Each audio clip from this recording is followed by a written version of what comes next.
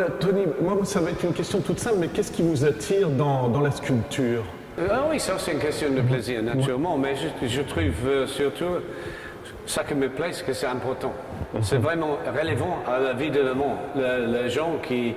Parce que nous habitons dans un monde où tout plus industriel, la forme industrielle partout, simple, géométrique, son esprit, et ça, je trouve que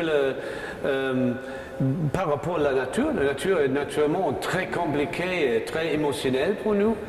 Et c'est pas tellement fair à comparer les deux, la nature et l'industrie, parce que la nature a eu beaucoup de temps pour faire la chose. Mais à la même fois, nous sommes dans un train de... Si on ne passe pas la ville ici, c'est une beau ville, le paysage est très beau, mais la forme qu'on trouve dans le bâtiment sont les mêmes formes qu'on peut trouver partout dans le monde.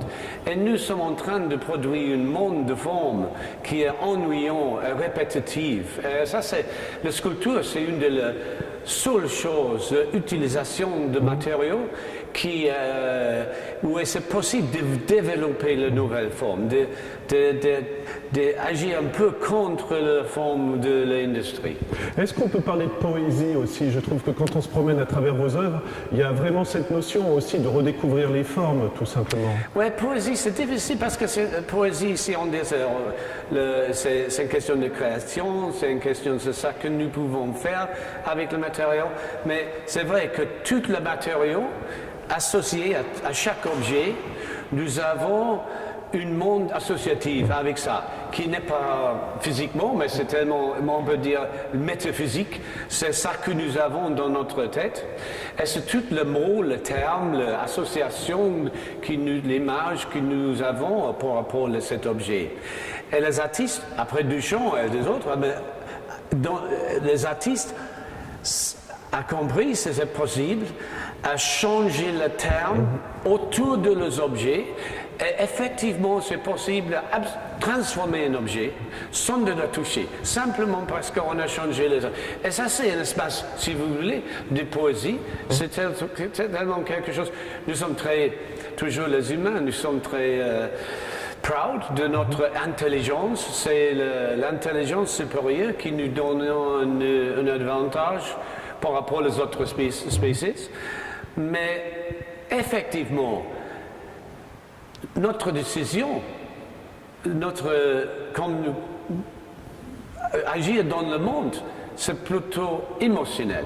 Dans la décision, comment vous avez apporté le matin, qu'est-ce que vous avez mangé, qui est votre ami, où vous habitez, qu'est-ce que vous avez autour de vous, où vous êtes, sont des décisions qui sont pour le grand part, pour la plupart, les émotions, les décisions émotionnelles.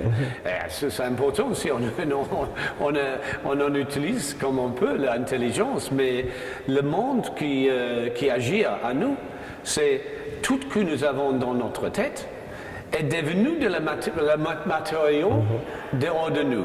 La chose, la nature, la chose qui est ça nous donne le terme qui nous permet à penser, à rêver. Ça donne le nouveau forme, la nouvelle idée, la nouvelle liberté, effectivement. Et j'ai l'impression, quand on regarde votre exposition, que vous adressez au public. Parce que ce que vous venez d'expliquer, c'est imaginer, voyez le monde d'une autre façon aussi, non, peut-être? Peut-être.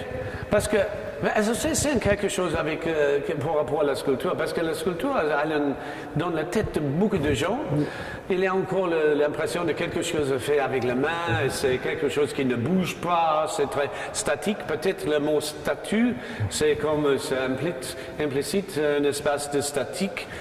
Mais le fait est que la sculpture, pendant les dernières 100 années, a se développé dans une façon très très dramatique et très très important, est devenu, c'est pas encore une question de simplement copier la forme de la figure, quelque chose de la nature, c'est une forme, c'est une discipline qui fait une vraie investigation de le monde matériau et qui, dans ce sens, c'est comme le matériau nous affecte, et ça, je trouve que c'est quelque chose très important.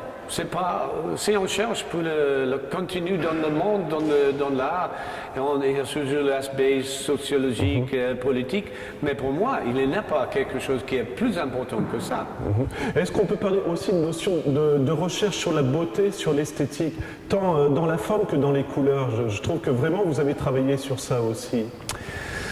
Bah, ça, c'est toute une chose pour moi. La couleur, c'est difficile parce que la couleur, c'est simplement, nous voyons le monde, le matériau, vers la lumière qui touche la surface et arrive dans notre yeux.